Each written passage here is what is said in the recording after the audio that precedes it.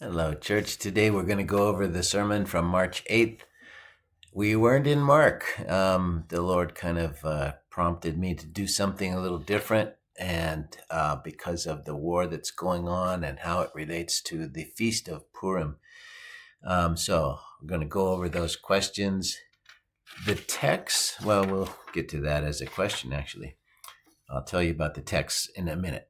So the first question on the back of the bulletins, if you were here or if you're just joining us to see an overview of what was preached. First of all, who is God at war with? Now, I put forever. From generation to generation, the scripture says, of course, it's not eternally because there's judgment day coming. But who is God at war with from generation to generation? Amalek. The Amalekites were a people who attacked Israel as they went through their wilderness wandering. And they would pick off the stragglers, the weaker people who couldn't keep up, or maybe they had um, lambs or livestock that wasn't doing so well and they couldn't quite keep up. So they were at the tail end of the huge caravan that was going through the wilderness. And the Amalekites would come and pick off those weak people. Kind of reminds you of what happened on October 7th, or what Hitler did, just attacking the weak and the vulnerable. That was Amalek, the Amalekites' MO, their modus operandi. That's the way they operated. And so God had Israel make war with the Amalekites. It was the first real battle in the wilderness where they fought sword to sword, shield to shield with the Amalekites. Joshua led them as Moses was up on the hill with Aaron and Hur, and as they held his hands up with his banner, they would succeed. If his hands dropped, they would be pushed back. So he held the two of them held up Moses' hands until they succeeded. And then God said, I will be at war with the Amalekites from generation to generation. And then we go to 1 Samuel, and we see that Saul was ordered by Samuel. Of course, God gave Samuel the instruction to have Saul wipe out the Amalekites completely, destroy everything. And so Saul goes to war, but then he brings back the sheep and the King Agag. And Samuel's very displeased. He says, what does this bleating of the sheep I hear mean? And Saul makes an excuse, and Agag's there, and Saul says they're going to offer the sheep to the Lord, and so Samuel hacks Agag to pieces because Agag is an Amalekite that God is at war with. It's a cursed nation. Now, all these passages are those that are read during Purim, which was the very day the war started, February 28th. And on February 28th, Jews in their synagogues around the world would read Exodus 17, verses 8 through 16. That's the war I just told you about. Then they would read the war that Joshua fought with the Amalekites. Then they would read 1 Samuel 15, which is that war with Saul with the Amalekites and the sparing of Agag and then his destruction.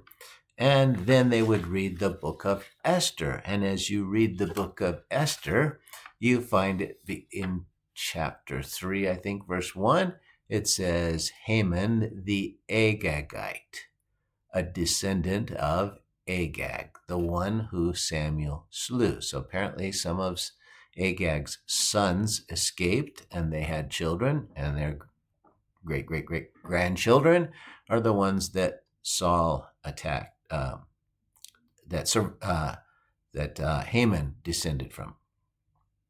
So those were the passages, and then of course Esther, and they on Purim, on the Sabbath before Purim, they just read about the victory, how Esther turns around what Haman meant to for destruction of all the Jews, and turns it around to be Haman's judgment.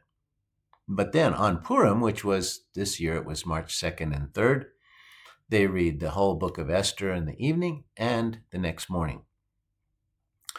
So let's review quickly the book of Esther. It begins with King Ahasuerus having his queen, rejecting his queen because she comes when she's not, she's what would you say? You don't do, in the Persians kings, you don't just approach the king. You have to have an invitation and so forth. But she just boldly went in. Now, if the king raises his scepter, it's fine. But apparently she was used to just ignoring this act of respect and doing it frequently, doing her own thing. And so he removes her as queen. Then he holds a beauty contest. He selects these different women. They go through a year of beauty treatments, and Esther wins after the year.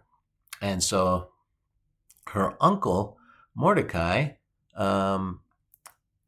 at that time, shortly after she's made queen, he finds out about two servants of the king who are plotting to kill him. So he makes it known, and he saves the king. And the king records it in his annals.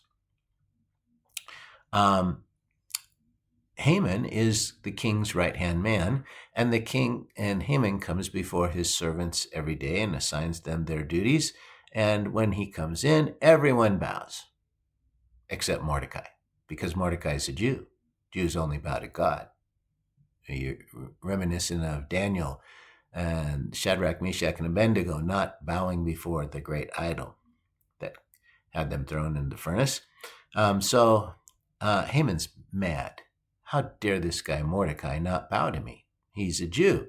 So he goes to the king. He says, there's a people living in this land, and they're not like us. They're different. They do their own thing. They don't really respect our laws. They have their own laws, and they're just a nuisance. I think we should wipe them out. And I'll help finance the whole thing. I'll give you 100,000 pieces of silver. I can't remember the exact amount, but some extraordinary amount of money. And if you'll just make this edict. So the king says, sure, let's get rid of these troublemakers. So the edict goes out that in the future, on a particular date, you can kill Jews and take their property.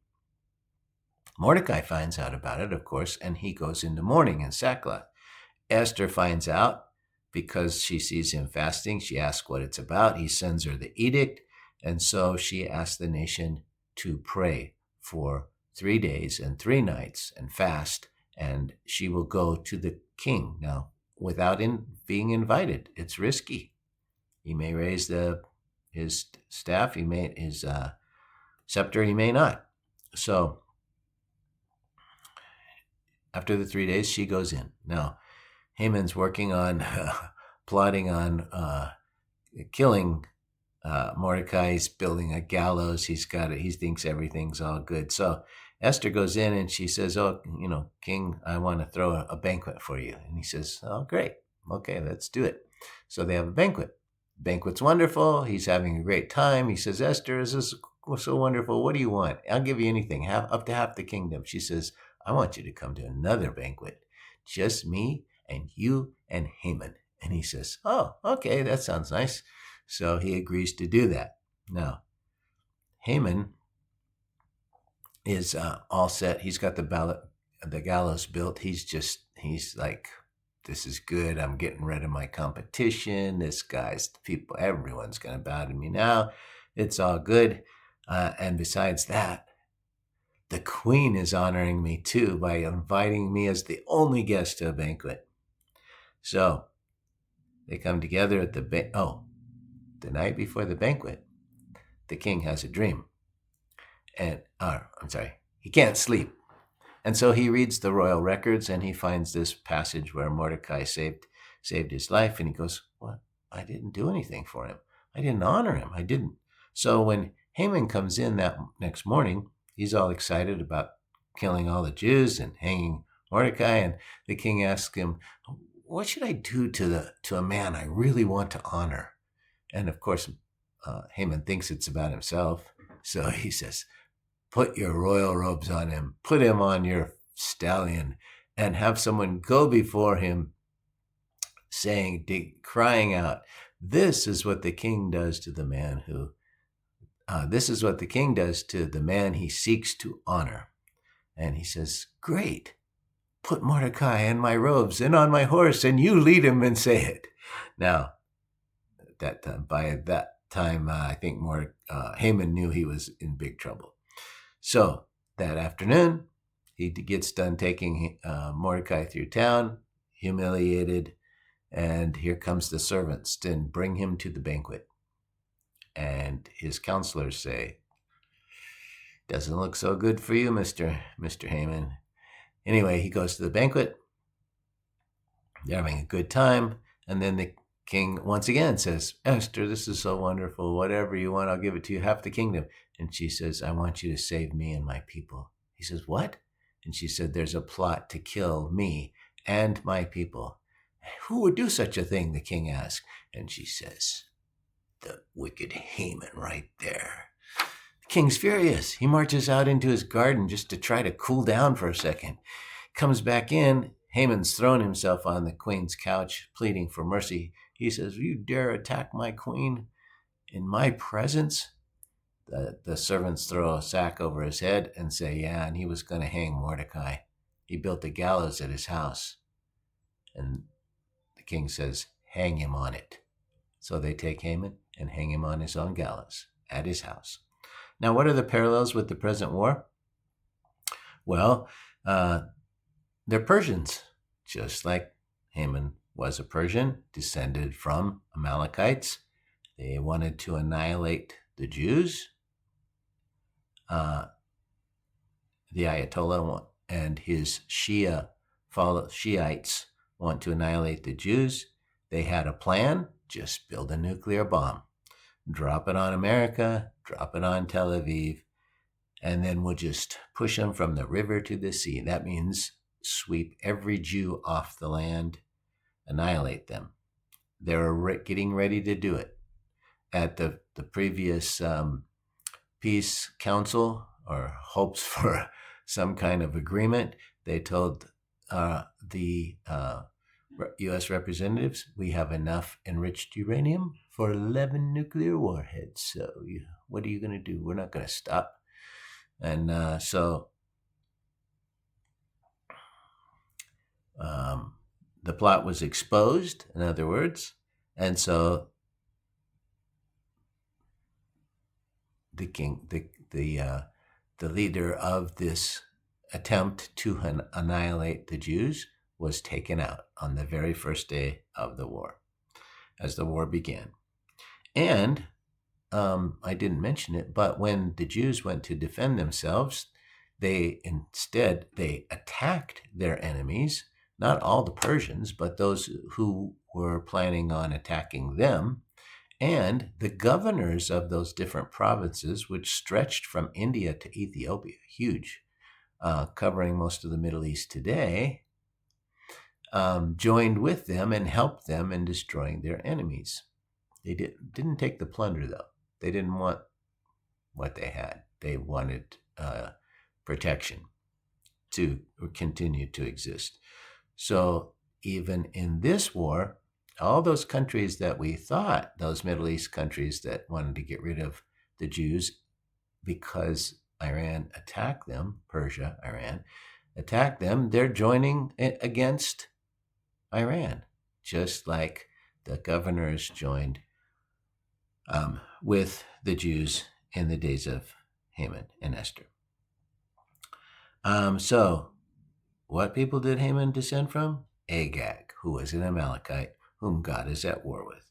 And number 7, what were the extenuating circumstances? Well, there's a few. The 11 nuclear warheads. Russia was sharing intelligence about the location for bombing American assets throughout the Middle East, and sharing intercontinental missile technology with the Iranians. China was offering hypersonic ship missiles. So all this was coming to a head, and something had to be done. So number 8, what do the Shia believe? They believe that if they can bring the world into chaos, attack and devastate Israel and America, then the 12th Imam will appear. Now that's the 12th generation from Muhammad that they believe he's gone into hiding centuries ago, and they connect him with a place in Iran called Qom, Qom, where there's a well. Now they don't say he's hiding in the well, but somehow that's the place where they connect with him, the idea of him and his hiding himself.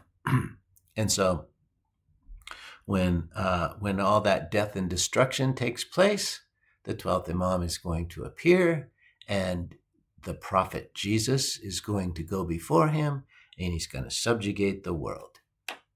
And everyone will become a Shia or a tax paying to the Shias, or they'll be executed.